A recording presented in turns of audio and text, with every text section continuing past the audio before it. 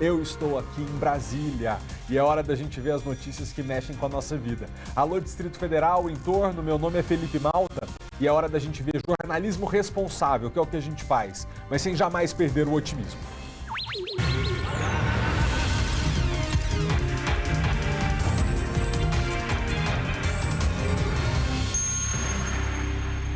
Família se despede de menino de 10 anos de idade morto em acidente de trânsito envolvendo policial militar. Kátia Gomes. Pois é, Malta, o enterro do Lucas Cavalcante vai ser 3 horas da tarde, né? O velório está marcado para começar 12h30, daqui a pouquinho, e nós vamos acompanhar este velório. Agora a Polícia Civil investiga, né, todo esse caso, porque o policial militar Carlos Roberto teria demorado muito para fazer o teste ali de bafômetro, né, o exame que confirma se ele estava embriagado. Por causa dessa demora, o teste deu negativo. E também demorou a fazer o teste do bafômetro, possivelmente com a concordância dos policiais militares que atendiam a esta ocorrência. Ele foi submetido a um teste de alcoolemia horas depois de um acidente muito grave que matou uma criança de 10 anos de idade. Por quê? A gente vai tentar descobrir na edição de hoje. E mais, jovem de 18 anos é preso dando golpe do Pix numa farmácia, mas ele já tinha praticado outros golpes, não é, Maicon? Exatamente, Malta. Também em outras farmácias. Nessa aqui da Estrutural, o prejuízo foi de mais de R$ 1.800. Ele agia da seguinte maneira, mandava um comprovante falso. E detalhe, na hora de receber as compras, nunca era no endereço fixo. A gente traz detalhes desse golpe para que você não seja a próxima vítima daqui a pouquinho. Muito obrigado, Maicon. Até já. O dia seguinte, a explosão de um míssil que feriu militares em Formosa. Guilherme Glória. Pois é, Malta. O incidente foi no Centro de Capacitação Santa Bárbara, que é bastante conhecido e muito importante pelas práticas realizadas envolvendo mísseis do Exército Brasileiro. 8 militares estiveram envolvidos aí, ficaram feridos e foram hospitalizados. A gente vai atualizar o estado de saúde deles e contar detalhes do que aconteceu. Muito obrigado, Guilherme. Até já. E a história emocionante de Darcy Santos, uma escritora e catadora de materiais recicláveis que conseguiu realizar o sonho de publicar um livro. Formada em letras desde 2015, a Darcy ainda não conseguiu atuar na área. E foi entre abril e outubro de 2021 que ela decidiu unir a rotina como empregada doméstica e catadora de recicláveis. Eu tenho um amigo que ele é reciclador e ele falou, uai, por que você não vai para reciclagem? E aí foi quando eu arregacei as mangas, convidei minha mãe.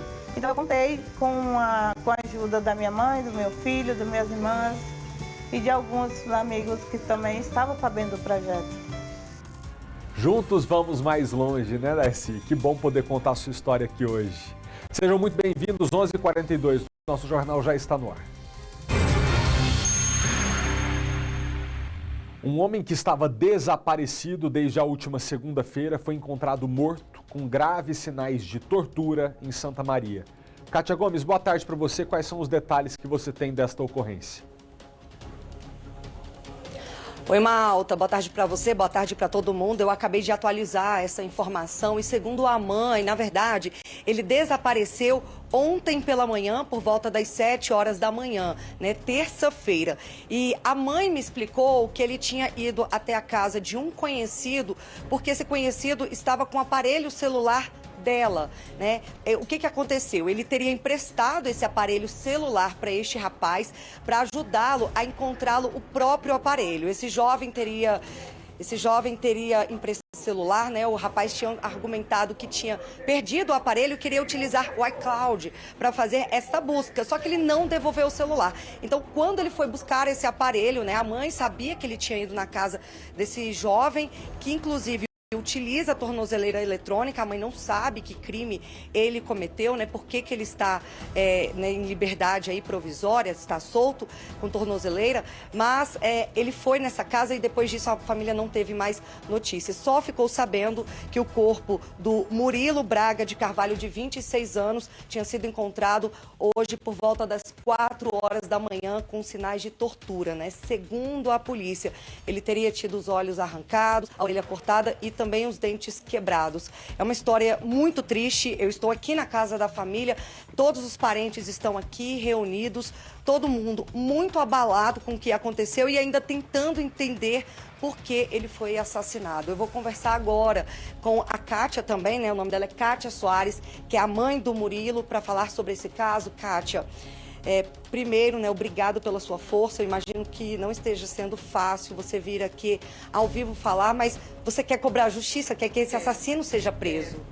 Quero que a justiça seja feita e todos os responsáveis que estavam com ele na hora, que eu não sei quantas pessoas foram, que seja feita a justiça, que os policiais civis vão encontrar quem fez isso, essa barbaridade, que ele era um menino do bem, ele não mexia com nada de errado, no momento está desempregado, mas ele não é de mexer nada de errado, nem roubar nada de ninguém, e fizeram uma maldade muito cruel com ele, espancaram muito, eu vi foto na delegacia, e justiça tem que ser feita. Kátia, igual a senhora me falou, a senhora chegou a argumentar com seu filho onde estava o seu aparelho celular e ele falou que tinha emprestado para esse rapaz porque ele faria uma busca do celular dele que tinha desaparecido. E aí, ontem pela manhã, ele foi até a casa desse jovem cobrar o seu celular. Então, assim, eu só falei assim, não, Murilo, não vá não, minha filha, é muito perigoso, ele usa tornozeleira, é perigoso. Ele disse, não, mãe, eu vou lá ver, eu vou lá saber onde ele está. Aí de lá para cá, sem notícia dele. E aí, ontem a senhora já ficou preocupada porque ele não voltou para cá? Na delegacia, eu fui no garagem.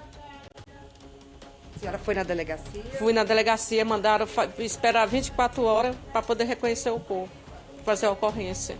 E aí a senhora recebeu a notícia? Eu recebi a notícia hoje, 6 horas, que tinha sido meu filho. Como que a senhora recebeu essa notícia? Eu não queria acreditar, mas na hora que eu olhei as entradas dele, eu conheci logo que era meu filho. Por que tinham feito isso com ele? Que ele só tinha ido lá saber com quem que estava esse celular. Só isso. Se eu soubesse, tinha deixado esse celular para lá, que o mais importante era a vida dele. E ainda encontraram o seu celular, né? O seu celular estava onde? Estava no Gama, na delegacia, com 2 rapazes.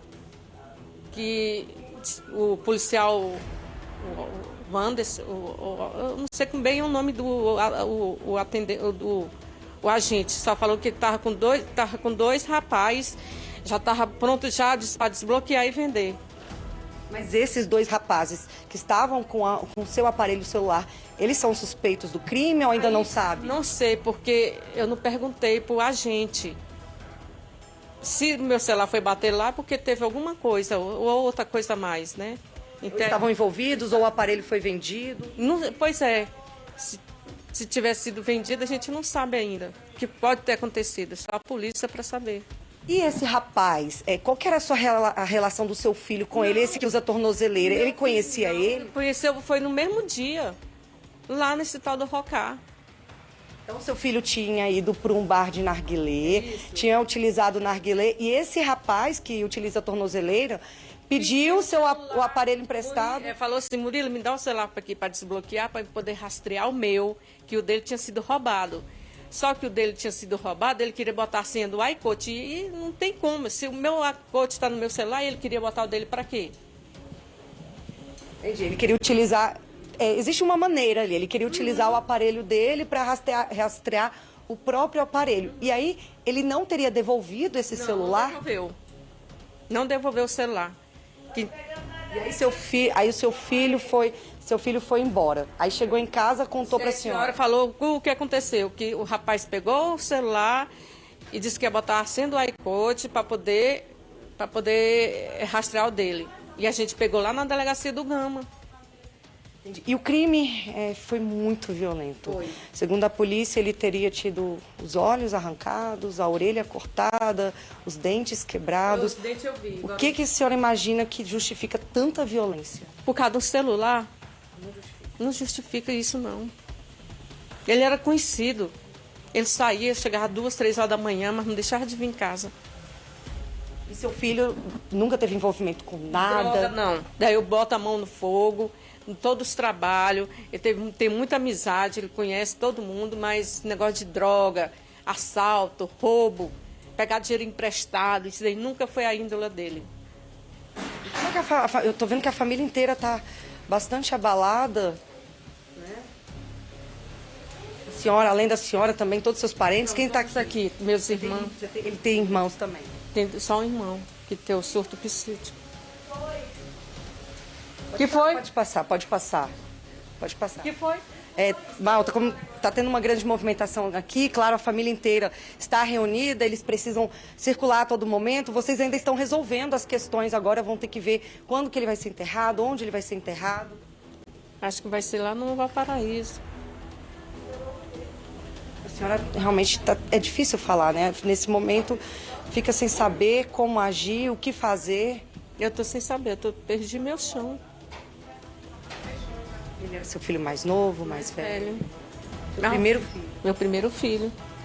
Ele tinha dislexia, ele era autista, então onde eu ia, ele ia atrás de mim. A gente era muito apegado. Ele sofria de dislexia e autismo? Uhum. Então a senhora sempre acompanhava ele? Sempre, e ele também. O porto seguro dele era eu.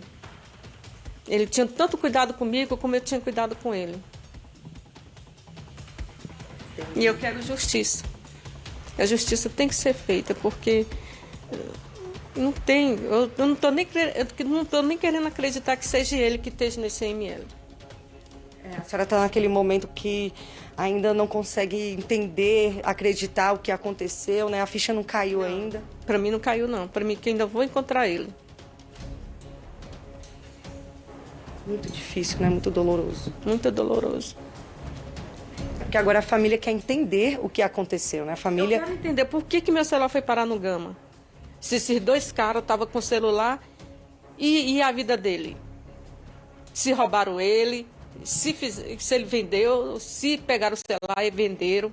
Alguma coisa tem que ser explicada. E existe, inclusive, dona Kátia, vou até falar aqui, voltar aqui para o Malta, existe, inclusive, segundo a polícia, uma testemunha que teria visto o próprio dono da casa arrastando o corpo do Murilo ali para a rua. Então, a suspeita é que quem cometeu esse crime realmente foi o dono dessa casa. Eu volto com você, Malta. Muito obrigado, Kátia. Agradeça à dona Kátia pela entrevista. Num momento tão delicado como esse, você que está em casa deve imaginar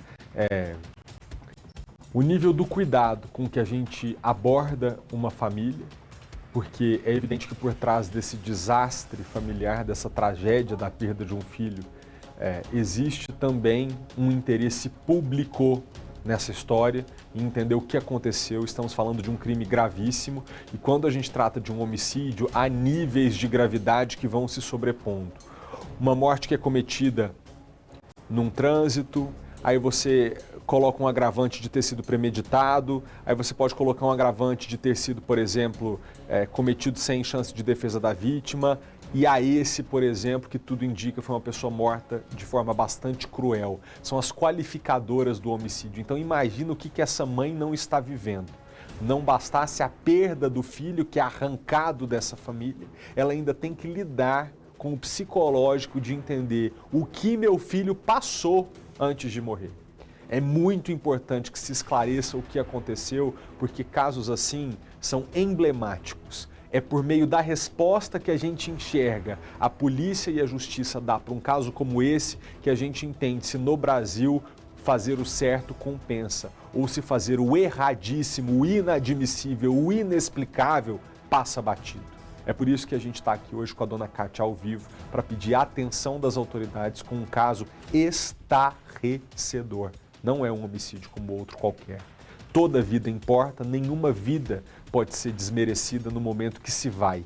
Mas num caso como esse, em que além de uma família chorar a ida de um filho muito querido, eles ainda têm que lidar com o trauma que fica na gente de imaginar o que esse menino passou. Ele foi encontrado com sinais de tortura. Então é preciso que seja muito bem esclarecido. Obrigado, tá, Kátia? Aproveita que você está aí na casa, dá um abraço nessa família e coloque a nossa emissora à disposição assim que a polícia tiver novidades ou que eles tenham novidades que queiram comunicar aos telespectadores ou então utilizar o veículo da televisão para que as autoridades tomem conhecimento, a gente está à disposição. Obrigado, tá? A gente vai fazer agora aquele momento do golpe. Porque sabe que é tanto golpe que a gente podia fazer um quadro, né? Rodar uma vinhetinha, que é aquela identificação visual, e a gente falar, hora do golpe. Todo dia é um. E hoje a gente tem um caso corriqueiro, mas você vai entender que esse menino ele não quer nada com a vida mesmo, né? É um homem que foi preso por dar o golpe do Pix numa farmácia lá na Estrutural. Quem tá com a gente agora já é o Maicon Leão, né? Ô Maicon, ele fazia um Pix falso, aí como sabe mexer no celular, assim como a maioria dos jovens de hoje em dia, forjava o comprovante, levava a pessoa da farmácia a acreditar que o depósito tinha sido feito, a transferência bancária, o Pix, mas na verdade ele não tinha mandado dinheiro nenhum, ou mandado 1 centavo, né? Como é que esse rapaz foi descoberto? E outra coisa, não foi o primeiro, né? Ele já tinha aplicado a mesma trapaça em outros estabelecimentos. É com você, boa tarde. Outras vezes, inclusive nessa mesma farmácia, viu, Malta? Boa tarde para você, para todo mundo ligado no SBT Brasil. Ele é exatamente como você disse, ele não tinha sequer o trabalho de vir aqui, por exemplo, olhar os produtos, escolher e aplicar o golpe cara a cara com o atendente da farmácia, não. Ele escolhia os produtos pelo celular, pelo WhatsApp, mandava mensagem, falava, ó, eu quero esse, aquele outro. E aí, o atendente, claro, selecionava os produtos, passava o valor e aí falava, ó, o pagamento vai ser com Pix e mandava o comprovante. Só que, na verdade, na conta da farmácia mesmo, chegava 1 centavo. Só porque o atendente recebia o comprovante, como naquela correria sempre, analisou o comprovante, não, tá ok. Guardava aquele comprovante na planilha e assim seguia para a entrega.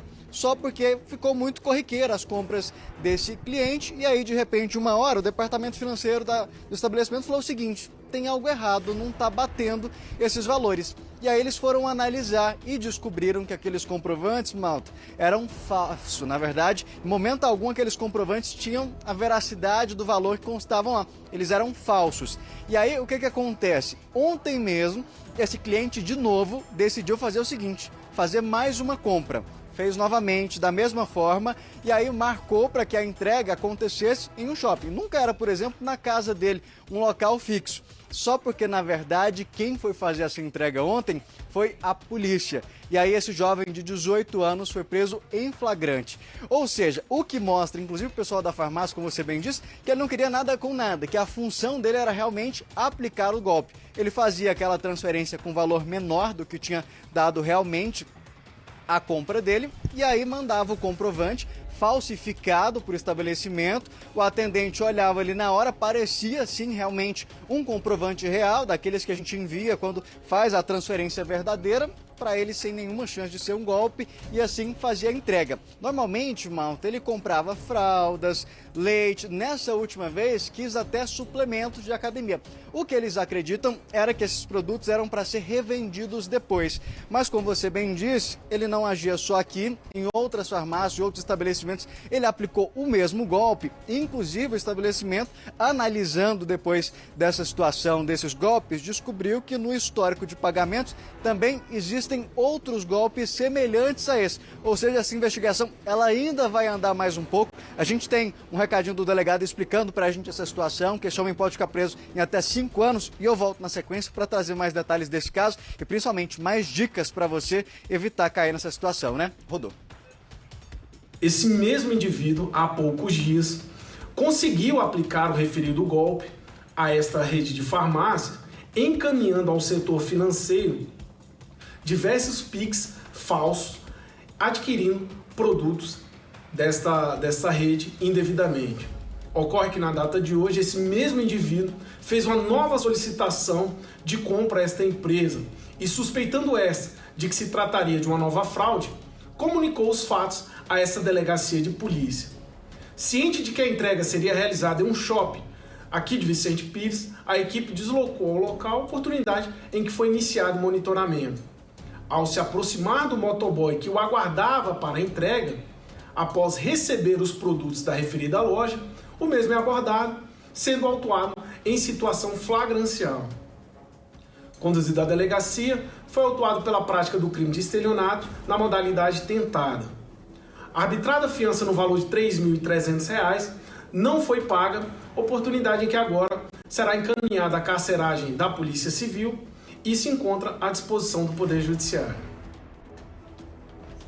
E o que a gente espera, né, Malta, é que ele fique lá e reflita por essa situação, porque o que a gente percebe é que realmente era a intenção dele. Ele foi praticando tantos golpes que era difícil para os atendentes analisar o comprovante e identificar que ele, na verdade, era uma fraude. E por isso, eles caíam. Toda a história só foi descoberta depois que o Departamento Financeiro olhou que as planilhas de faturamento não estavam batendo com os comprovantes. E aí, identificaram. O que vale a gente ressaltar, é importante ficar atento e tomar todo o cuidado. A gente sabe que nem sempre vai ser possível entrar na planilha, checar realmente se caiu na conta, mas o máximo de cuidado que tomar tem que se resguardar. E outro detalhe que chama a atenção era justamente esse cuidado, Malta, que ele tinha de, mesmo sendo um cliente recorrente, as compras nunca eram entregues no local fixo, por exemplo, na casa dele, sempre em locais públicos. O que ele não esperava era que dessa vez a polícia ia estar lá para garantir que a entrega dele ia chegar. Não, ele se achou muito esperto. E foi mesmo. Que inteligência! Arranjou artifícios, montou um golpe planejado para evitar que a polícia chegasse até ele. Mas aqui no Distrito Federal, assim como a polícia vai atrás de casos graves, crimes contra a vida, também há o atendimento para esses pequenos comerciantes, que são os donos das farmácias, que também não podem ficar tolerando levar golpe todo dia, porque tem gente que trabalha ali honestamente, que vai comprar o dinheiro, vai comprar a fralda e o suplemento e o leite em pó com o dinheiro que ganha do trabalho, não com o dinheiro que aplica golpe nas pessoas. Essas pessoas são pagas com o faturamento de uma farmácia que honestamente trabalha. Então a polícia tem que dar atenção para casos assim também. A esse rapaz, né, Maicon, a gente só deseja o seguinte: vamos aqui para a realidade prática. Ele cometeu um estelionato, alguns estelionatos, vai ser tratado de forma muito branda pelo judiciário. Não vai ficar muito tempo preso, não agrediu ninguém, não cometeu crime contra a vida, não colocou a vida de ninguém em perigo, então vai ficar pouco tempo preso, se ficar preso. Mas tomara que essa experiência agora de se tornar um criminoso verdadeiro, que é o nome que ele vai ter, o faça refletir para não continuar nesse caminho. Porque hoje ele começa aplicando um golpe numa farmácia. Amanhã entende que pode produzir um esquema mais complicado. Depois entende que se colocar a vida do segurança de um estabelecimento em perigo, aí ele consegue roubar um cofre. E aí ele vai se enveredando por um caminho que vai ter aqueles dois destinos. Ou ele vai morrer e vai parar no cemitério, ou vai parar na cadeia. Que talvez seja pior do que morrer e parar no cemitério, porque quem sai de uma cadeia sabe o inferno que é viver dentro de um presídio. Que isso sirva de lição para que ele mude de vida e se torne a pessoa honesta que a família dele gostaria que ele fosse. Obrigado, tá, Maicon? A gente se fala daqui a pouquinho, tá? Ainda nessa edição. Porque agora o assunto é o acidente no Centro de Treinamento do Exército Forte Santa Bárbara, que fica em Formosa, região do entorno aqui do Distrito Federal. O lugar é o maior centro de treinamento do Exército do país e eles fazem testes com mísseis. Guilherme Glória, boa tarde para você. A informação do Exército Brasileiro é que 8 militares ficaram feridos nessa explosão, né? Qual que é o estado de saúde desses militares, Guilherme? Boa tarde para você também, Malta. Boa tarde para todos que estão nos acompanhando. Olha, a boa notícia é que apenas 2 desses militares que foram hospitalizados ainda se encontram sob cuidados médicos. Os outros 6 já foram liberados e, de acordo com uma nota oficial, estou até com uma nota aqui emitida pelo Exército, contando todos os detalhes, esses 2 também não correm risco de vida. Então, apesar de ser um acidente que preocupa, não é todo dia que a gente ouve falar que um míssil explodiu, esses 8 aí, nenhum corre risco de vida, inclusive 6 já estão em casa com as famílias. Como você falou, o Forte Santa Bárbara, ele é um local onde são realizados vários treinamentos. E é claro que quando se trata do Exército, esses treinamentos eles são com equipamentos que seriam utilizados em situações reais. De acordo com a nota que a gente tem aqui, que o Exército emitiu, esse acidente ele foi durante o exercício de adestramento de defesa antiaérea. Exatamente no momento em que estava sendo feita a manutenção de uma viatura antiaérea especializada. Essas viaturas antiaéreas especializadas são como uma espécie de tanques, muitas vezes, e tem esses mísseis lá, como o próprio nome sugere. Antiaérea é para atacar um helicóptero, um avião. Então, por isso que contém esses mísseis. No momento dessa manutenção, e aí a nota não explica se era limpeza, se era para colocar o míssil em um determinado ponto, houve essa explosão e 8 militares estavam ali próximos. Felizmente, quando a gente fala das Forças Armadas, existe todo um aparato lá, principalmente se tratando do principal campo de treinamento que a gente tem aqui no país, né? Então, além das viaturas que chegaram prontamente para fazer o atendimento, que isso foi primordial para o socorro desses militares, tinha até helicópteros lá que foram utilizados para que esses militares pudessem ser conduzidos para os hospitais e recebessem o atendimento quanto antes. Ainda de acordo com a nota, os 8 militares são da bateria de artilharia antiaérea autopropulsada localizada em Rio Negro, no Paraná. E o Exército ainda frisou que vai abrir um inquérito. A nota diz o seguinte: o Exército Brasileiro mantém contato com os familiares dos militares envolvidos e será instaurado um inquérito policial militar para apurar as circunstâncias do ocorrido. É claro que é importante demais saber o que causou esse acidente para que não venha a ocorrer algo parecido de novo e dessa vez haja vítimas fatais, né? Felizmente não foi o caso dessa vez. Malta. Só reforçando aqui, Guilherme, para a gente tranquilizar os familiares e amigos, então das 8 vítimas, 8 vítimas foram confirmadas, mas todos estão se recuperando bem de saúde, 6 já estão em casa, é isso que diz a nota? Exatamente, 6 deles já estão em casa, 2 ainda no hospital, mas com ferimentos ali tranquilos, eles estão em estado de saúde estável e, de acordo com a nota também oficial do Exército, não correm risco de vida. Então, os familiares, até como a gente leu agora há pouco na nota, o Exército está em contato diretamente, sempre falando com essas famílias aí, passando todos os detalhes, e eles não correm risco de vida. Então, foi um acidente que, felizmente, não gerou vítimas fatais, né? E está sendo apurado aí para que não se repita uma situação parecida, porque não dá para brincar com o míssil, né? É uma situação que, de fato, poderia ter causado mortes aí. Felizmente, não foi o caso. Muito obrigado, Guilherme. A gente já se fala daqui a pouquinho. Vamos falar de economia agora e principalmente da economia na casa da gente, né? O anúncio do benefício do governo de R$1.000 mensais até dezembro veio como um respiro de alívio para os taxistas. Esse pagamento começou a ser feito ontem, inclusive em dobro, que são parcelas de julho e agosto. Então, para quem vai receber ou já até recebeu, o pessoal deve estar respirando mais aliviado. Acontece que alguns taxistas ainda estão com dificuldade para completar o cadastro. A gente vai ver agora na reportagem.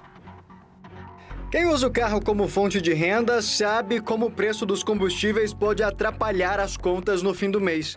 Com a promessa de compensar a elevação desses preços, o Ministério do Trabalho começou a pagar nesta semana o auxílio taxista. Serão ao todo 6 parcelas de R$1.000 para os motoristas de táxi. Ajuda no orçamento lá em casa lá. Tem contas atrasadas, entendeu? Chegou na hora certa. Para receber o benefício, os motoristas precisavam estar registrados nas prefeituras ou no governo do Distrito Federal até o dia 31 de maio. Mas, segundo o Sindicato dos Taxistas aqui do DF, cerca de 50% desses profissionais ficaram fora da lista por uma falha da Secretaria de Mobilidade. Muitos taxistas que estavam legalizados, estavam em dia com o órgão competente, ficaram de fora. Por quê? A CEMOB mandou a lista para o Ministério do Trabalho, né? E é isso. Às vezes o cara estava num processo de transferência da autorização, né? E ficou fora. Taxista há 23 anos, o Carlos renova a permissão dele em maio. Mas por conta do agendamento que demorou, no dia 31, ele ainda não tinha finalizado o processo e ficou de fora. Enviei um e-mail para renovação no dia 18 de maio, né? Esperando o atendimento. Só foram me agendar para o dia 20 de 6 de junho. Então, fiquei fora da lista. A CEMOB disse que a data de filtragem da situação cadastral foi determinada pelo governo federal. Naquele dia, 2.592 taxistas e motoristas auxiliares estavam aptos a receber o benefício, conforme os critérios. Ainda segundo a pasta, taxistas que pediram reconsideração, apontando justificativas, foram incluídos na lista, totalizando, portanto, 2.806 pessoas que terão direito ao auxílio já neste mês. O taxista que ficou de fora poderá apresentar requerimento com documentos necessários até o dia 5 de setembro no protocolo da Secretaria. Para aqueles que foram beneficiados e estão com problemas para acessar o aplicativo Caixa Tem, basta ir a uma agência fazer o saque na boca do caixa. Para os taxistas que estão nos acompanhando, para os familiares, para os amigos que puderem passar o recado, eles têm que correr para regularizar a situação, porque quem estiver inscrito até a terceira e última etapa do cadastramento, que é de 20 de agosto a 11 de setembro, 20 de agosto a 11 de setembro. Nesse caso, a pessoa recebe retroativo. A previsão de pagamento é de setembro a dezembro, então vai garantir um dinheirinho extra no fim do ano. Vou contar uma história boa agora. Você vai conhecer uma mulher que é exemplo de determinação. Hoje é quarta-feira, estamos no meio da semana, precisando ter força mesmo para terminar nossa jornada de trabalho até sexta-feira, sábado para muita gente. Aliás, eu sábado vou estar trabalhando. Então, você tem que conhecer a história da dona Darcy.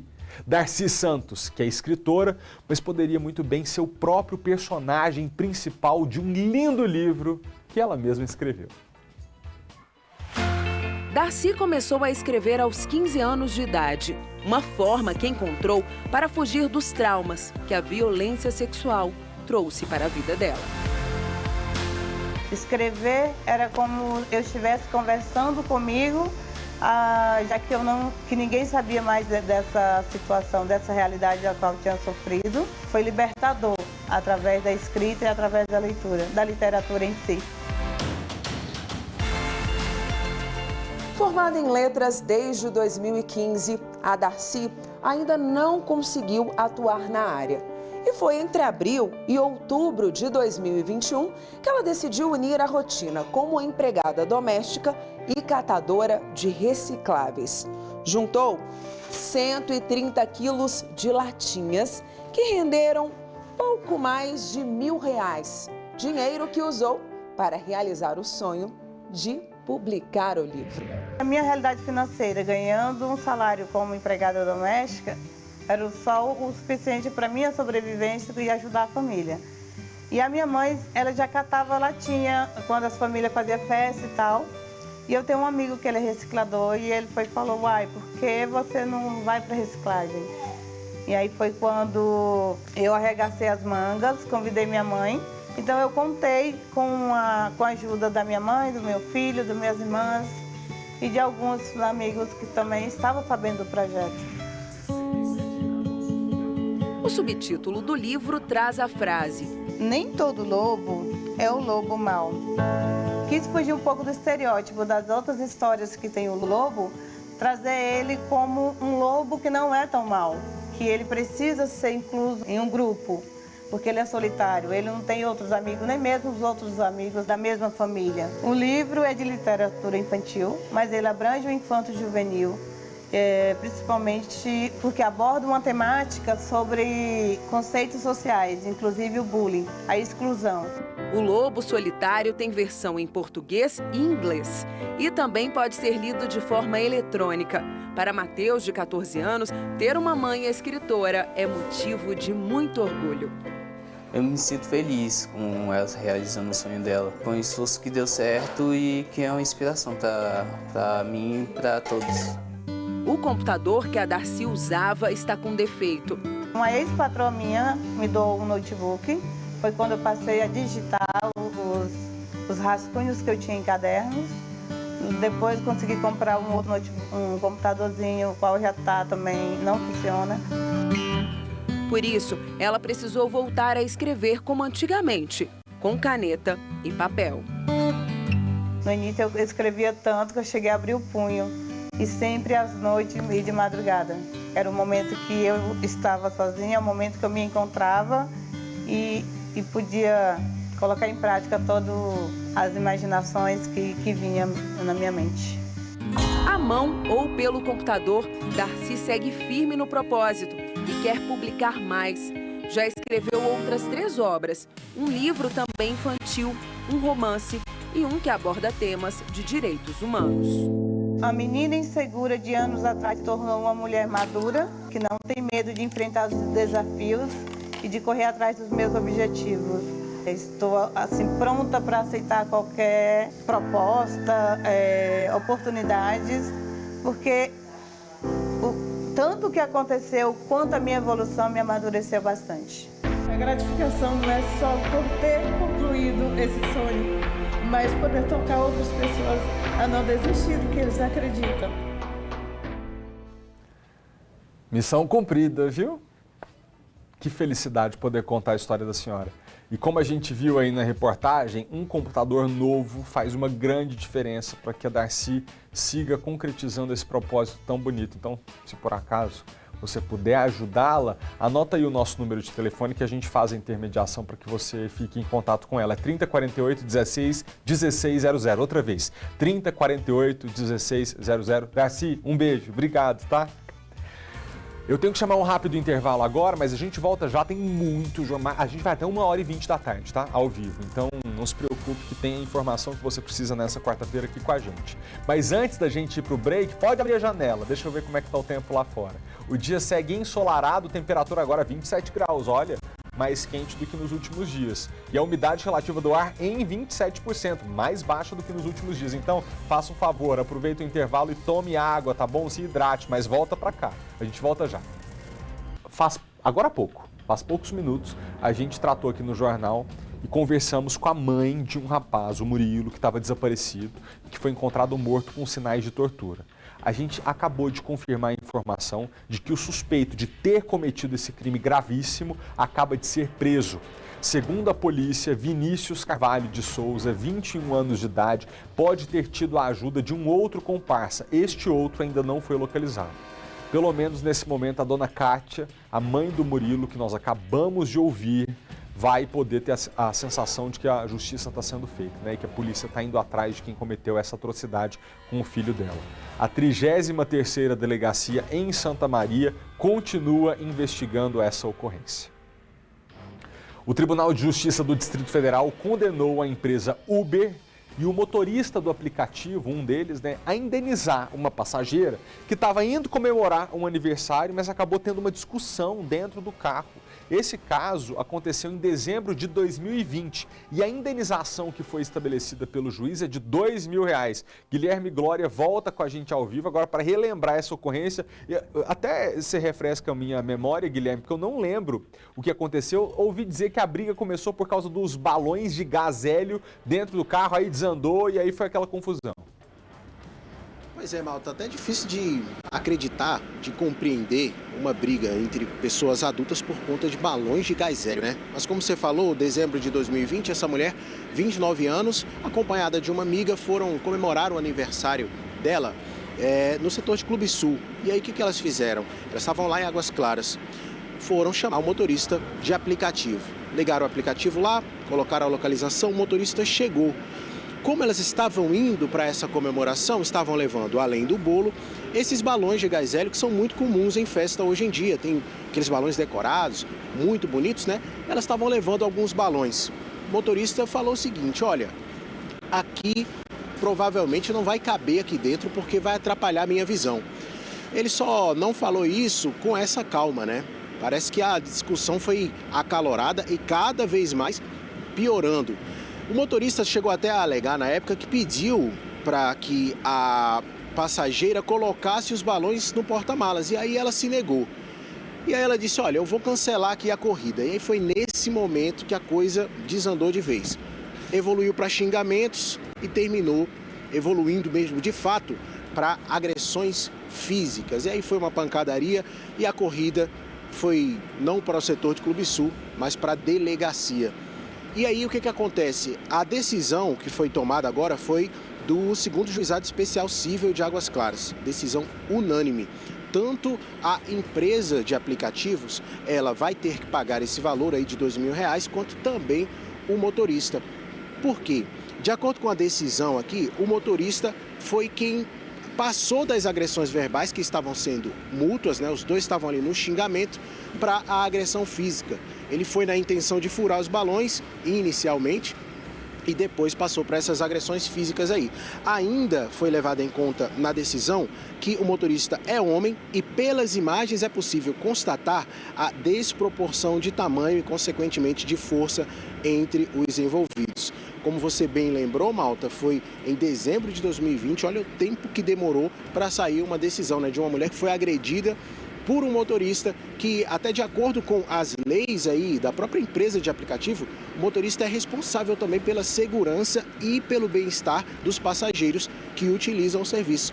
Muito tempo depois, mas saiu essa decisão agora e a empresa responsável aí pelos motoristas de aplicativo não emitiu nota, disse que não vai comentar esse caso. Mas pelo menos a justiça está sendo feita aí com muito tempo depois, mas pelo menos a mulher que perdeu o dia do aniversário ali com essa grande confusão vai receber uma indenização agora, né? Mas a gente pode aqui entender também que a questão, óbvio, está tudo errado, ela não poderia ter sido agredida, é justo que esse homem seja condenado e que ela receba a indenização. E o que eu ia dizer aqui anteriormente o motorista tinha a oportunidade de estar certo até o momento em que decidiu partir para a violência física. Diretor, coloca aí na tela, por gentileza, porque pelo circuito de segurança a gente vê o tapa. Aí você que está em casa, você vai entender junto comigo. Olha, se você é motorista de aplicativo, e eu tenho certeza que há muitos nos assistindo nesse momento, se chega uma passageira cheia de balão de gás hélio, e dependendo da quantidade e do tamanho desses balões, você, como motorista, entende que a sua visibilidade no trânsito está prejudicada, é mais do que um direito seu se dirigir a este passageiro ou passageira e dizer: olha, eu não me sinto seguro dirigindo esse carro se você trouxer esse tanto de balão. Eu perco a visão do espelho do para-brisa, de retorno, aqui do meu retrovisor. Então, isso me prejudica, eu não consigo olhar para o lado, o meu ponto cego fica mais evidente. Então, você pode argumentar, a passageira poderia ter ficado revoltada. E ainda assim, o motorista teria razão se pegasse o aplicativo e redigisse ali para a empresa do Uber. Falar: olha, eu estou cancelando esta corrida, gostaria que não fosse penalizado porque a passageira queria entrar dentro do carro com esse tanto de balão que prejudicaria a minha visibilidade. Então aqui eu estou tratando da hipótese de que ele estava certo no argumento dele. É óbvio que essa mulher, pela imagem, a gente não consegue ver o tamanho do balão, né? Então poderia ser só um balãozinho pequeno e ter sido só uma implicância dele? Poderia. Mas se é verdade a versão dele, que ele estava preocupado com a visibilidade dele no trânsito, ele estava certo até o ponto que decidiu partir para agressão física e aí ele perdeu completamente a razão e faz vergonha nos seus colegas motoristas de aplicativo que estão aí todos os dias nas ruas, dirigindo de forma segura, prudente, para poder levar as pessoas de um lugar para o outro. Quantas vezes não é um motorista de aplicativo que nos socorre no momento que a gente não tem como se locomover? Então, esta atitude da agressão é absolutamente reprovável. Por que não respirou fundo e entendeu que ele poderia ter recusado essa corrida, se entendesse que não tinha segurança suficiente para poder fazê-la? Mas não, as pessoas estão assim hoje em dia, Guilherme. A gente tem que aprender, diante da adversidade, diante da encheção de saco, respirar fundo. E as pessoas não estão tendo mais esse treino. Eu acho que talvez até porque muitos de nós ficamos muito tempo. Eu não, você também não, que estava trabalhando. Mas muita gente ficou em casa, perdeu a habilidade social. Gente, sair de casa, lidar com o outro, é assumir a possibilidade de que alguém vai te irritar. Porque as pessoas são diferentes. Então comece a fazer esse treino dentro de casa. Peça, por gentileza, para tua esposa te irritar se ela não faz isso, para você ir treinando, respirar fundo e entender que vai ficar tudo bem. Pede para o teu filho encher sua paciência. Sabe por quê? Se na tua casa você é o reizinho e ninguém te enche o saco, pode ter certeza que na rua vai e você não vai poder responder com violência. Todo mundo tem que aprender a respirar fundo e contar até 10. Foi o que esse motorista não fez. Guilherme, você queria falar alguma coisa? Malta, só um detalhe. Em relação a tudo isso que você falou, eu estava pensando aqui que a gente vai lendo as informações aqui para a gente relembrar o caso, e tanto na versão do motorista quanto da passageira, eles afirmam que chegou um momento em que ela disse assim: vou cancelar a corrida.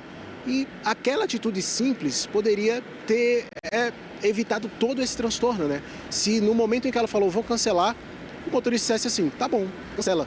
Veja como é um detalhe simples que pode evitar uma agressão física, um processo judicial, é claro, para a vítima que foi agredida, até um trauma também, e para o motorista, um prejuízo financeiro, um prejuízo de imagem para ele também, e provavelmente vai ser penalizado pela empresa que faz a prestação do serviço. Talvez ele não possa, ele fique com a possibilidade de dirigir suspensa por um tempo e o prejuízo vai ser muito maior, né? Então, uma atitude simples ali poderia ter evitado todo esse transtorno. Completamente. E assim, se ele tivesse um passado que o condenasse, talvez isso estivesse demonstrado na decisão judicial. Então, assim, pelas informações que nós temos, a gente pode concluir nesse momento que foi a primeira vez que ele perdeu o juízo, que ele não tinha condutas que o desabonassem antes, ou seja, foi um momento de surto, foi um momento que ele perdeu o juízo ali e bateu na mulher, cometeu esse crime. Então, você veja, até uma pessoa que você olha e que não te levanta nenhuma suspeita, que não tem um passado comprometedor, nesse momento que a gente está vivendo, tem surtado de raiva. Então, isso serve de alerta para a gente dizer que dentro de cada um de nós existe um monstrinho que pode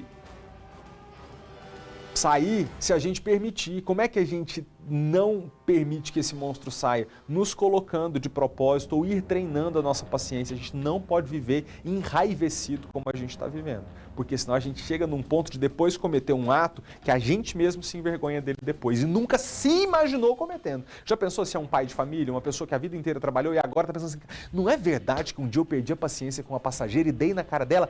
Ele deve estar com vergonha com isso disso que ele cometeu. Então a gente tem que se atentar para a gente não fazer igual. Obrigado, tá, Guilherme? A gente vai se falar daqui a pouco. Pessoal, mudando totalmente de assunto aqui, volta e meia nós mostramos aqui no jornal algum animal silvestre que é resgatado em área urbana aqui no Distrito Federal e no entorno. Não é demais? Toda semana praticamente. Você sabe para onde é levada aquela jiboia, como é que chama? Aquele que é fedido, o saruê. Eu ia falar fedido porque é gambá, né? O saruê é um tipo de gambá. Você sabe para onde que vão esses bichos todos que ficam debilitados e que são resgatados? A gente vai ver agora para onde essa bicharada toda é levada. Estes 49 pássaros acabaram de ser resgatados pela Polícia Civil em uma casa na zona rural do Novo Gama. Vítimas de crime ambiental, eles corriam risco de morte. O animal vai se debater nesse pequeno espaço aqui, né? Vai machucar, vai sangrar bastante. Normalmente bate muito o bico, a cabeça, né? É o local que mais machuca. Eles foram trazidos ao Centro de Triagem de Animais Silvestres, que fica em Taguatinga. Nos últimos 2 anos, o espaço já recebeu mais de 13.500 animais, quase 2.500 desde o início do ano. Eles vêm para cá graças a fiscalizações, resgates ou entregas voluntárias.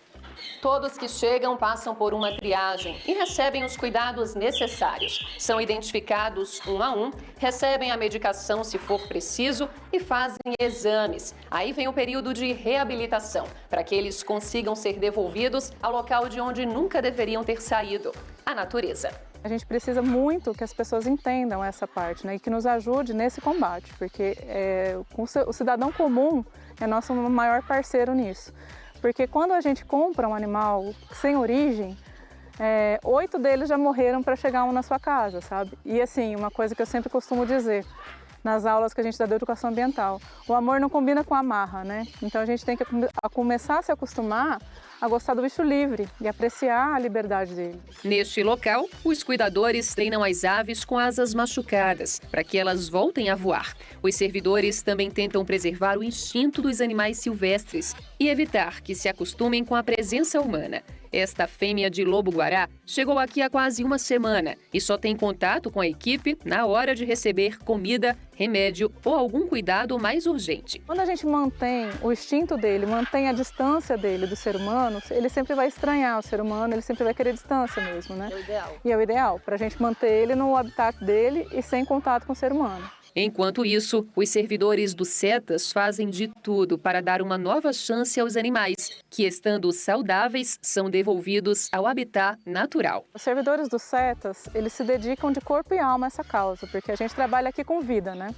E a gente trabalha com uma vida vulnerável, que já chegou tão sofrida, né, em situações tão terríveis. Então, assim, a gente busca ao máximo recuperar esses animais e dar de volta para eles a liberdade que eles não deviam ter perdido. Então, assim, é uma sensação de dever cumprido, né?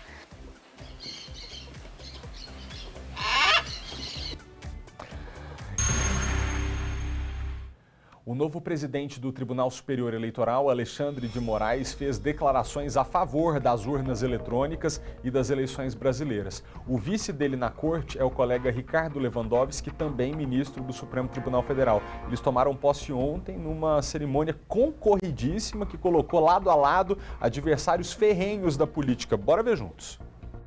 Alexandre de Moraes e Ricardo Lewandowski ficam à frente do TSE em uma das eleições mais questionadas desde a redemocratização. O novo presidente da corte é doutor em Direito do Estado pela USP, já atuou como promotor de justiça, professor, consultor jurídico e ministro da Justiça de Michel Temer. E foi o ex-presidente quem indicou Alexandre de Moraes para o Supremo Tribunal Federal em 2017. No TSE, a posse como ministro foi em junho de 2020. Já o vice Ricardo Lewandowski é doutor em Direito pela USP. Atuou como desembargador e juiz no estado de São Paulo. É ministro do STF desde março de 2006 e já presidiu o TSE de 2010 a 2012. A aposentadoria está prevista para maio do ano que vem, quando completa 75 anos. Além da presidência do TSE, Alexandre de Moraes relata inquéritos no Supremo Tribunal Federal que apuram a atuação de milícias digitais e a disseminação de fake news sobre as urnas eletrônicas. Em seus últimos discursos, enfatizou que a Corte Eleitoral terá tolerância zero com quem promover ou financiar essas práticas, na tentativa de influenciar o resultado das eleições. Moraes também é relator de outros processos contra o presidente. A suposta interferência de Bolsonaro na Polícia Federal, o vazamento de documentos sigilosos e declarações falsas sobre a vacina contra a Covid-19. Para diminuir a tensão entre os poderes executivo e judiciário, o ministro foi pessoalmente ao Palácio do Planalto na última semana entregar o convite de posse a Bolsonaro. O corpo a corpo com os eleitores começou ontem, terça-feira.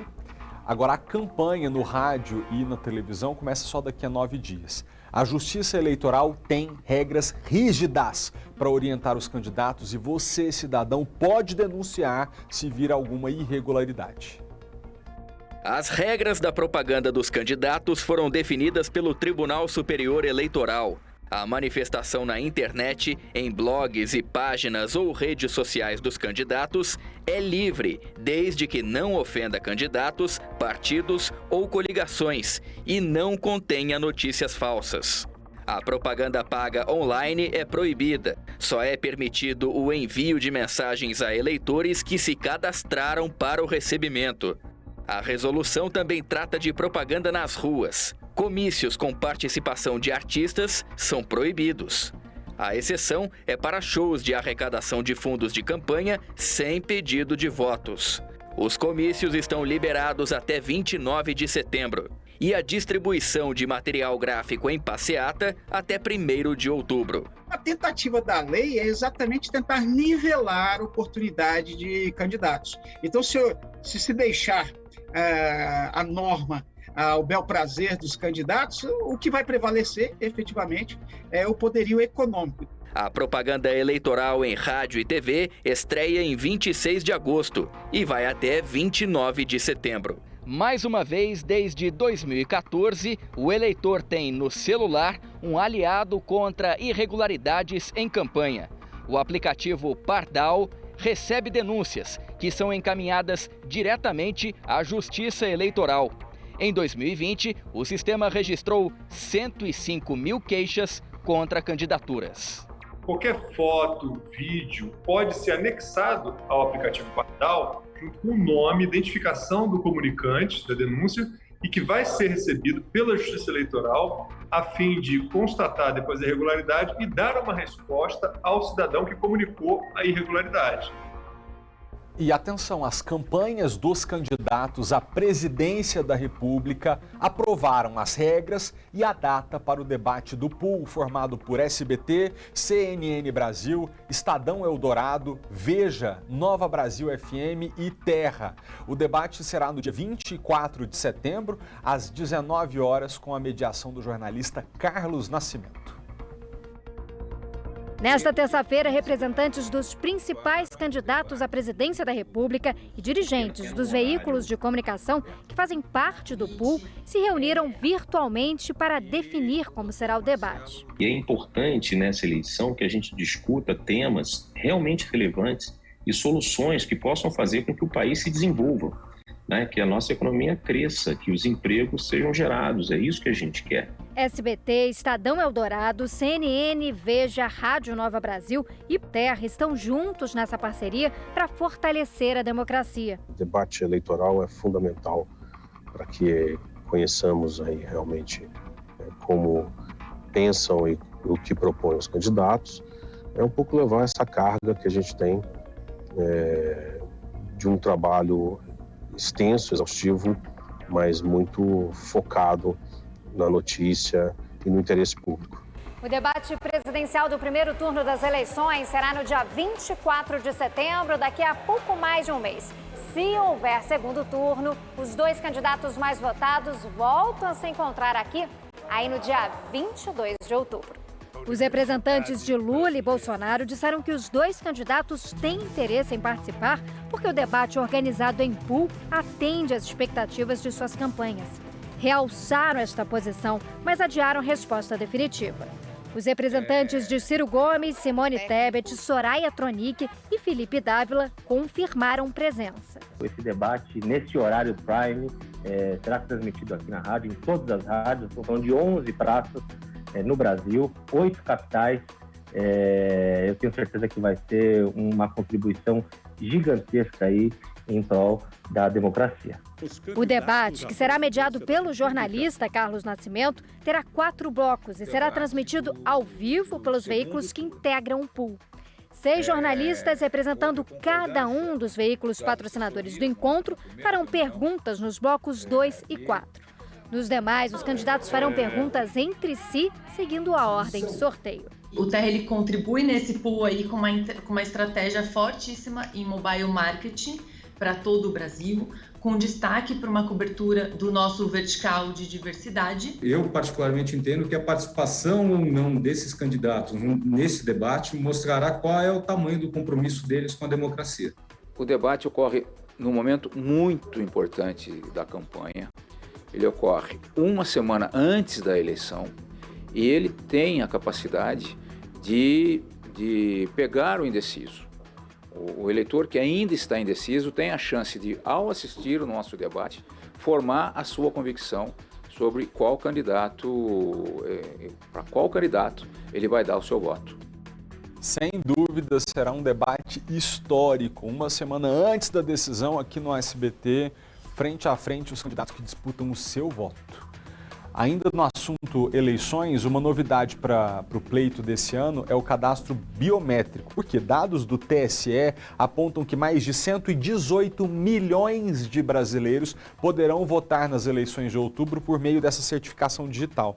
A Larissa Arantes está com a gente agora ao vivo. Larissa, boa tarde para você. Esse número é o que chama a atenção, né? Corresponde a uma maioria assim, gigante, mais de 75% do total de cidadãos que estão aptos a votar.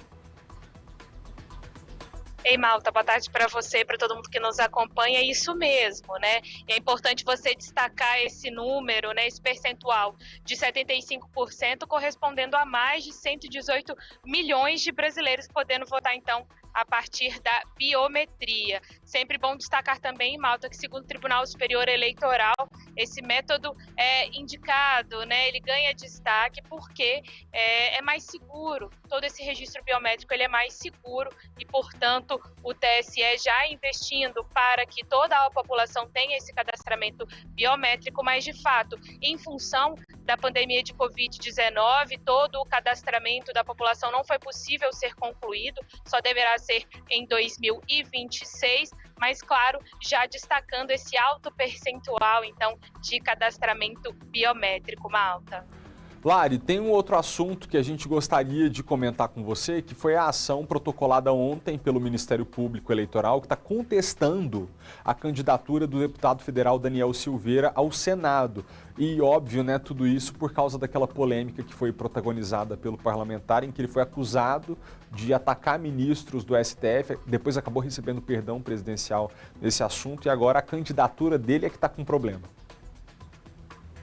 Exatamente, Malta, e bom você lembrar, porque a gente falou bastante da questão envolvendo, então, o deputado Daniel Silveira aqui no jornal, né, inclusive quando houve a condenação, depois todo aquele imbróglio envolvendo a instalação da tornozeleira eletrônica ou não, mas o argumento do Ministério Público Eleitoral é justamente esse, né, em função da condenação por parte do STF, ainda que exista, então, essa graça constitucional, esse indulto concedido pelo presidente Jair Bolsonaro, ele tem que estar inelegível. Portanto, essa ação sendo apresentada e agora a defesa do deputado Daniel Silveira precisa se manifestar em relação, então, a essa movimentação, essa manifestação do Ministério Público Eleitoral. Malta. Muito obrigado, Larissa. Gente, hoje é um dia muito triste para familiares e para os amigos do menino Lucas Cavalcante Andrade, de 10 anos de idade, que morreu num acidente na madrugada de anteontem para ontem lá na EPNB. A família e os amigos estão reunidos para o enterro da criança no cemitério Campo da Esperança da Asa Sul. Deixa eu só trazer um contexto aqui antes de chamar a Kátia Gomes. Houve um acidente de carro, em um veículo estava o menino e a família, num outro veículo havia um policial militar. No carro do policial militar foi encontrada uma garrafa de bebida alcoólica, ali ele se recusou a fazer o teste do bafômetro, foi levado para a delegacia, depois o teste do IML deu negativo, há uma dúvida sobre o tempo que foi gasto até que esse homem fosse levado ao IML, onde teve que fazer esse teste do bafômetro. Há suspeita de que ele tenha sido acobertado, pelo menos é o que as pessoas estão se perguntando. A gente vai entrar tecnicamente no caso, falando de horário, falando de tudo daqui a pouquinho, mas antes a gente tem que falar da família, que está vivendo hoje esse momento dramático de ter que se despedir da criança que morreu ali naquele acidente. Kátia, agora que esse caso tem tomado repercussão, a gente quer falar o outro carro envolvido no acidente, como eu acabei de dizer, era dirigido por um policial militar que estava de folga. Ali os indícios, num primeiro momento, é de que ele teria ingerido bebida alcoólica. Eu queria te perguntar o que você está sentindo das pessoas aí. É uma revolta? É um luto? O que é que está acontecendo? Malta, revolta, luto, muita dor. Os pais do menino estão aqui, né? Os dois, tanto o pai quanto a mãe, estão aqui ao lado do caixão chorando a morte, né? O pai dele está completamente desesperado, ele fala a todo momento, né, que quer o bebê dele de volta, chora, é realmente um sentimento de muita dor acompanhar o enterro, né, de uma criança de 10 anos, né? O Lucas Cavalcante Andrade, que acabou morrendo nesse acidente de trânsito. Os pais que estavam dentro do veículo sobreviveram, não tiveram nada, nenhum ferimento, mas infelizmente o menino acabou tendo aí um traumatismo craniano e falecendo, né? Eu estou aqui ao lado da avó do Lucas, né? Ela se chama Liana de Carvalho e assim, a família inteira está muito abalada, mas por conta do caso, né? Como envolve um policial militar e teve toda essa situação do horário, né? Da demora, né? Da suposta demora dele ter sido encaminhado ao IML, a família quer cobrar justiça, não é, Liana? É uma dor, é um momento de dor assim que eu nem imagino que vocês estão vivendo. O pai ali desesperado, a mãe também, todo mundo muito abalado, querendo justiça. É verdade, todo mundo quer. Não é só justiça em relação ao policial, né? Porque ele vai pagar. Né? Se ele não pagar na justiça dos homens, que provavelmente não vai pagar, porque a justiça do Brasil é muito ruim, ele vai pagar na de Deus, né? Da consciência dele. Né? E não é só porque é um policial, porque não, a mão dele não está suja de sangue sozinha. Cada deputado federal, senador, cada governador, prefeito desse Brasil inteiro, cada político que brinca de fazer política no país e que não faz nada pelo país e que vai lá para fazer política, para engrossar o bolso, né, para ganhar dinheiro às custas da gente, tem a mão suja de sangue no Brasil. E não é só pelo meu Lucas, não é só por ele. É por cada criança que morre aí, ó, com bala perdida, que morre em fila de hospital, sem ter direito à saúde. É cada criança que está morrendo aí de fome, enquanto todo mundo ali está ganhando seus salários milionários, que é um absurdo, né, à custa de um salário mínimo miserável no Brasil, o político brasileiro ganhar o salário que ganha, um supremo, né, ganhar o salário que ganha, que é um absurdo, porque não é possível, né, uma coisa dessa, e é um país que não tem nada, né? A gente não tem justiça no Brasil, a gente não tem segurança pública no Brasil, a gente não tem educação no Brasil, a gente não tem saúde. O que você tem no Brasil? O que você espera do seu país? Nada. O que você pode esperar? 40 anos de sala de aula, brincando de educação. A educação no Brasil é uma farsa. A gente não educa as nossas crianças. As nossas crianças são mal educadas. Talvez esse menino que tenha atropelado o Lucas, né, esse policial, né, ele nada mais é, né, do que o resultado dessa péssima educação brasileira. Eles fingem de reformar a educação. A gente não tem educação no Brasil. A educação no Brasil é péssima, é horrível, é horrível. Como é que você quer criar cidadão de bem, pessoas conscientes? Não tem como. Como é que um policial bebe uma semana antes, faz um monte de blitz em Brasília e no Brasil inteiro falando a respeito de beber ao volante, e aí você põe um policial desse nível para beber e tá andando na rua alcoolizado, num carro. É culpa dele? Não, gente. É culpa do sistema educacional que a gente tem falido. Não adianta reformar a educação por cima. A gente precisa de uma educação boa. A gente precisa de aluno o dia todo na escola para ver se aprende alguma coisa. A gente tem uma população mal educada. A gente não tem uma população educada nesse país. A senhora acredita que mesmo ele tendo feito o teste e dado negativo, ele realmente ingeriu bebida e foi esse tempo de demora entre ali 1 da manhã até 5 horas da manhã que fez toda a diferença? Tá no Facebook, ele bebendo lá com os amigos. Ele mandou, tá, tudo bem que ele tirou o Facebook do ar, mas tá lá ele bebendo com os amigos. Ele tá lá, ele bebendo. Pode olhar ele saindo do carro cambaleando. Né? E ele não estava só bêbado, inclusive seu governador de Brasília. Essa pista do Riacho Fundo é uma pista super perigosa. O povo desce ali a 100 por hora. Não é um dia ou outro, não é à noite, é todo dia. É difícil até fazer um contorno ali naquela via de tão perigosa que ela é, sabe? E ninguém toma providência. Ninguém toma providência em nada aqui em Brasília. Aliás, no Brasil, ninguém toma providência de nada. Claro que ele estava de porre. E se ele não tivesse de porre, teria matado, porque ele estava em alta velocidade. Ele não cometeu só, ele estava com o farol apagado. Como que uma pessoa sai com o farol apagado, a alta velocidade, no meio da madrugada e de porre não vai fazer um acidente? Como que não estava?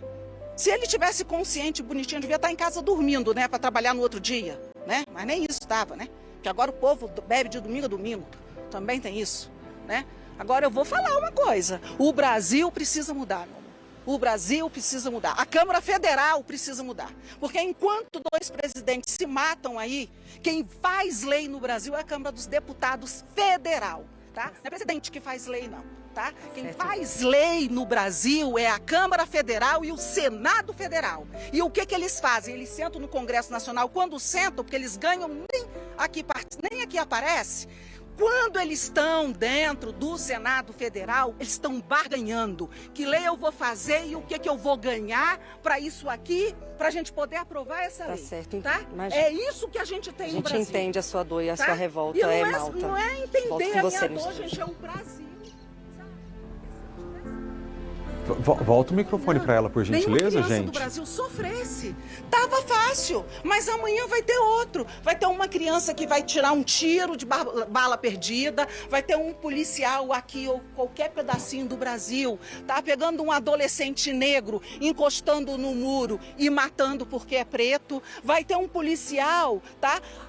Pegando um menino que mora numa periferia e matando porque está na periferia, porque a polícia ela não trata preto e pobre igual ela faz lá no Lago Sul, não. Aliás, eu morei muito tempo lá, eu nunca vi a polícia parando ninguém lá no Lago Sul, não. A gente vê parando na Ceilândia, vê parando ali na Estrutural, tá? Então a gente precisa mudar. Tá? A polícia precisa saber, não é a polícia não. A gente é maltratado pela polícia, você é maltratado quando você chega na porta do hospital, porque todo mundo, tá, que vem com aquela tarjinha, sou funcionário público, te trata mal e é o nosso salário que paga o salário deles, tá? Nós somos os donos dos empregos deles, eles devem respeito a gente. Tá? Eles deviam dever isso a gente. E a gente fica de mãos atadas. Aonde reclamar? O que fazer? Né? Com quem brigar? Né? Porque você tem presidente aí indo para a televisão, aí, se candidatando à presidência, né? Continua bandido. Porque o caminho do processo foi errado. Ele não deixou de ser bandido. Ah, porque tem que voltar, porque deram... Ah, gente, me poupe. Eu tô cansada dessa palhaçada do Brasil. Bom, muito obrigada pelo seu desabafo, viu? Muito obrigada. E outra coisa, que a política brasileira melhore. Eu volto com você no estúdio. Ouvir essa avó aqui é o que a gente tem que fazer. Ela perdeu um neto de 10 anos de idade num acidente trágico que envolve um motorista com suspeita de embriaguez ao volante. O que ela botou para fora foi a indignação de um país que ainda convive com a irresponsabilidade. Como essa senhora mencionou ao vivo, se este policial comprovar que não estava embriagado, ele ainda terá de explicar que não estava em alta velocidade, como as circunstâncias demonstram. Se ele demonstrar que ele não estava em alta velocidade, ele ainda vai ter que demonstrar que ele estava dirigindo com prudência e não com a disposição de colocar outras pessoas em risco. A gente está tratando de um caso, inclusive, Kátia, que a gente precisa chamar a atenção para que seja emblemático, porque envolvem as autoridades do Distrito Federal. Há policiais militares, representantes da Polícia Militar do Distrito Federal, que atenderam a esta ocorrência. A conduta deles precisa ser analisada. Não pode pairar em nenhum telespectador, em nenhum cidadão, a dúvida de que a PM, naquele momento, agiu de forma proba. E que, embora tivesse diante deles um policial militar, um colega de farda, não agiu com a intenção de beneficiá-lo, apesar das circunstâncias. Isso tem que ficar claro. Da mesma maneira, precisa ficar claro que quando essa ocorrência chegou à delegacia e à Polícia Civil do Distrito Federal, que os policiais civis agiram de forma ágil como a ocorrência merecia, que submeteram este homem que se negou a realizar o teste do bafômetro a um teste mais conclusivo no IML, como deve ser feito num caso em que há morte. Existe um menino que morreu. A gente não tá, e já era evidente que esse menino estava morto. É gravíssimo. Então a gente não está falando de uma batidinha qualquer que, embora pudesse envolver um motorista embriagado, não causou dano físico a ninguém. Casos assim, a gente poderia até estar aqui considerando que não era uma coisa urgente de ser investigada, mas diante do fato de que o menino morreu, a Polícia Civil também precisa demonstrar que agiu de forma correta. As nossas autoridades nesse momento têm que dar explicações sobre como foi o procedimento, para que no final das contas também este policial militar receba o julgamento e a punição devidos. No processo que isso vai virar na justiça, isso terá de ser demonstrado. Tenho certeza que quando este homem tiver que responder por essa morte, vai chegar a imagem do bar onde ele estava para dizer se ele estava bebendo ou não. Chegará a imagem da delegacia comprovando a hora e o minuto exato que os policiais militares chegaram conduzindo este homem até a delegacia. Chegará a imagem que vai provar que este homem chegou ao IML horas depois, não por falha da Polícia Civil, mas porque foram assim que as coisas aconteceram. Isso precisa ser demonstrado. Antes de retomar aí contigo, Kátia, deixa eu só relembrar para quem está em casa a dinâmica desse acidente grave para você entender o motivo dessa discussão e a razão compreensível de uma família e de uma avó fazer um desabafo aqui na nossa TV. Pode rodar. Passava de meia-noite quando houve o acidente. Um carro dirigido por um motorista de 26 anos que estava sozinho atingiu outro veículo que capotou com a violência do impacto. Pai, mãe e filho foram levados para o hospital de base. O menino de 10 anos morreu. O pai, de 41 anos, e a mãe, de 40, sobreviveram. Quem dirigia o carro que provocou o acidente era o policial militar Carlos Roberto de Carvalho Neto. Ele estava de folga e poucas horas antes do acidente postou esta foto junto com amigos em um bar. Segundo o delegado que investiga o caso, há informações de que uma garrafa de cerveja vazia foi encontrada dentro do carro do policial militar, que não se machucou no acidente. Posteriormente também ele veio aqui à delegacia, tá? Mas em relação ao teste do etilômetro ele se negou a fazer. O que ninguém explicou até agora é por que levou cerca de 5 horas para que o policial Carlos Roberto fosse levado para o Instituto Médico Legal, já que não fez o teste do bafômetro. Os exames clínicos feitos no IML deram negativo para embriaguez. Vai ser ouvido testemunhas aí, né? Mais ou menos o Corpo de Bombeiros, a Polícia Militar, geralmente aí quem chegou primeiro ali no local, que vai conseguir descrever aí melhor, mais ou menos, qual era o comportamento desse condutor no momento do acidente. E posteriormente isso daí vai ser produzido um relatório aí e enviado ao Judiciário. Segundo a Polícia Militar, o motorista se negou a fazer o teste do bafômetro no local do acidente e depois na delegacia. Foi lavrado um auto de infração pela recusa na utilização do bafômetro em desfavor desse motorista, que logo em seguida também foi apresentado ao delegado de plantão da Polícia Civil. A partir desse momento, todas as providências cabíveis foram tomadas pela Polícia Civil, não competindo mais à Polícia Militar. Esta doutora em transportes pela UNB lembra sobre o perigo da embriaguez ao volante. Nenhuma concentração de álcool no sangue é segura, porque o consumo de substância etílica promove uma série de alterações no organismo, comprometendo habilidades necessárias à condução veicular. O policial militar envolvido no acidente não chegou a ser preso, já que os exames realizados no IML apresentaram resultados negativos para embriaguez ao volante. Nós recebemos uma foto que mostra que a recusa para fazer o teste do bafômetro lá no local do acidente foi às 3h15 da manhã, como mostra essa imagem que está aí na tela. 3h15, o policial no lugar do acidente falou, não vou fazer. Aí a gente perguntou para a Polícia Militar se a conduta dos outros PMs que estavam atendendo a esta ocorrência vai ser investigada. A gente ainda não recebeu uma resposta oficial. Volta aqui para mim, por gentileza. Estamos fazendo essa pergunta porque ainda não há certeza sobre o momento exato, a hora e o minuto que o acidente aconteceu, que hora a Polícia Militar chegou até lá e se houve, de fato, uma demora entre o momento em que a Polícia Militar chega à ocorrência e o momento que diz para esse motorista, você precisará fazer o teste do bafômetro. Então, isso precisa ser muito bem esclarecido, como eu já mencionei.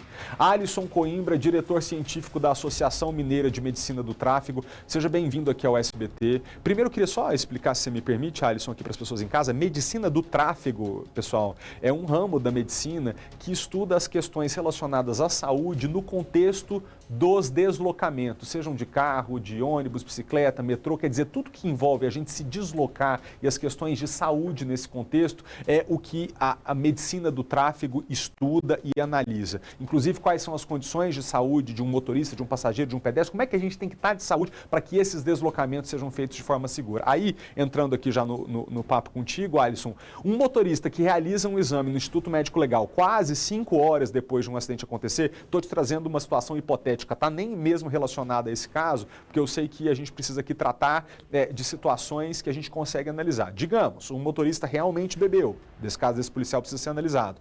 Levou 5 horas para ele ser submetido a um exame no IML. Pode acontecer dele receber um resultado negativo para embriaguez ao volante, mesmo que ele tenha bebido? Isso pode acontecer? Quantas horas a gente pode esperar que esse resultado seja alterado, que aí o corpo já se recompõe e o resultado dá negativo? Boa tarde para você. Felipe, boa tarde. Nossos sentimentos à família do menino Lucas e de todo mundo. Infelizmente, o trânsito brasileiro faz isso. Tragédias com mais de 120 famílias por dia. Infelizmente, o acesso às redes de internet, eles apresentam muitos subterfúgios que podem auxiliar na metabolização e a eliminação do álcool do nosso organismo. Vários são os fatores que favorecem um criminoso que bebe e dirige quando ele é jovem, ele tem uma boa condição de saúde e utilizando desses subterfúgios, hidratação, medicamentos, que infelizmente está amplamente divulgado, isso pode sim acarretar um resultado negativo durante a análise química da amostra de sangue. Fato que poderia ser evitado com a realização do teste do etilômetro. E cabe lembrar, Felipe, que desde 2012, ou seja, há mais de 10 anos, a Justiça já acata as provas testemunhais, documentais, fotos, vídeos, a análise clínica da cena pela autoridade de trânsito, quando o motorista que se envolve nesse acidente não sofre ferimento, ele pode ser submetido a um teste para você avaliar hálito etílico, a cor dos olhos, as respostas, o equilíbrio e os sinais indiretos também. Então, muito bem, foi lavrado esse auto de infração, ele será submetido às penalizações, porém, criminalmente, não haverá uma prova exata. Mas, utilizando-se de todas essas legislações já existentes, caberá à Justiça avaliar essa questão do dolo eventual. Não sou especialista em justiça, mas sou especialista em saúde. E há mais de 14 anos se fala no Brasil que é proibido beber e dirigir. Há 10 anos, a lei seca ela evoluiu para a alcoolemia zero. Então, uma pessoa esclarecida, possivelmente com curso superior, um agente de segurança pública que está para cuidar de nós, não saberia, não é correto achar que ele poderia evitar essa tragédia. E acho que todos nós precisamos que a justiça seja aplicada para todos. É isso que precisa para que a gente diminua um pouco essa sensação de impunidade, porque as pessoas ainda acreditam que podem beber e dirigir, que elas não serão submetidas ao rigor da lei. Ô Alisson, é muito importante você trazer essa análise para a gente, porque se você me dissesse aqui agora, olha Felipe, o exame de sangue para alcoolemia, mesmo que seja realizado 5, 6, 7 horas depois do momento em que a pessoa ingere bebida alcoólica, ele sempre vai dar positivo, não tem como a pessoa deixar resquício. Digamos que você tivesse me dito isso cientificamente, aí a gente não teria por que se preocupar com a suposta demora dos policiais militares lá. Porque se fosse uma droga que deixasse vestígio no sangue, como acontece com outras drogas, se o álcool estivesse neste rol, a gente ia falar, pô, o policial militar não tinha razão de demorar ali, porque mesmo que ele quisesse encobrir o colega de farda, isso não seria possível, porque o exame do IML ia dar positivo. Agora, a partir do momento que isto é possível, digamos, que uma pessoa beba, que ela se hidrate, se ela for jovem, que ela se movimente, toma alguma medicação, e isso lá no exame de sangue zerar o indício de bebida alcoólica, aí a gente tem que levantar a suspeita de um acobertamento da corporação. E aí caberá à corporação que a gente garante o benefício da dúvida, que a gente dá todo o espaço para que eles demonstrem cabalmente que os policiais agiram de forma correta, mas a partir do momento que existe essa possibilidade e se soma ao fato de que tinha mesmo uma garrafa de bebida alcoólica dentro do carro do policial, que ele se recusou a fazer o teste do bafômetro, ele se recusou a provar que ele estava sóbrio. Diante de toda essa circunstância, essa dúvida precisa ser levantada. Eu te agradeço muito pela presença aqui e espero de verdade, sabe, Alisson, que da próxima vez que a gente converse aqui, que a gente fale sobre um avanço na legislação, ou mais, porque a nossa legislação já é muito severa, um avanço no comportamento dos brasileiros. Como você lembrou, já faz mais de uma década que pela lei a gente tem repetido, não se deve combinar álcool e direção. E aqui está um caso, a gente acabou de mostrar uma avó revoltadíssima, chorando a morte do neto num acidente que será que não poderia ter sido evitado se tivesse todo mundo sóbrio quando está dirigindo? Então, muito obrigado, tá? Até a próxima. Até a próxima. No mais, eu queria deixar o nosso abraço aqui para essa família. Dizer que, como vocês acabaram de ver, o nosso microfone continua aberto. A pessoa que vem até a televisão para poder conversar com a gente, conversar comigo, conversar com você que está em casa, num momento de muito sofrimento, ela faz isso porque ela não quer que aquele caso seja esquecido. Ela entende que aquilo ali é grave, ela entende que ela não quer que essa dor se repita com outras famílias. E o nosso microfone vai estar sempre aberto, ao vivo, porque a gente confia em você, que nos aborda e que pede para falar. Inclusive, para lá a gente vai agora ao vivo, de volta com a repórter Kátia Gomes, que nesse momento houve um familiar dessa criança, do Lucas, que morreu o tio do Lucas. Pode abrir o sinal aí, vamos ouvir o que esse tio tem a dizer. A Kátia Gomes está com a gente. Com você, Kátia.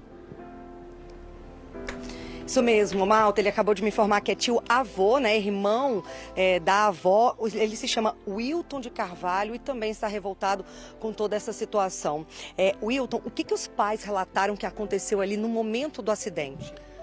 Meu sobrinho estava ao volante, vinha do hospital, foi fazer uma consulta com o Lucas, estava com estado gripal, né, ele é funcionário terceirizado do hospital de base e ao retornar do HMIB para casa, na hora que foi passar na farmácia, porque já havia sido medicado, mas o médico passou a medicação para casa.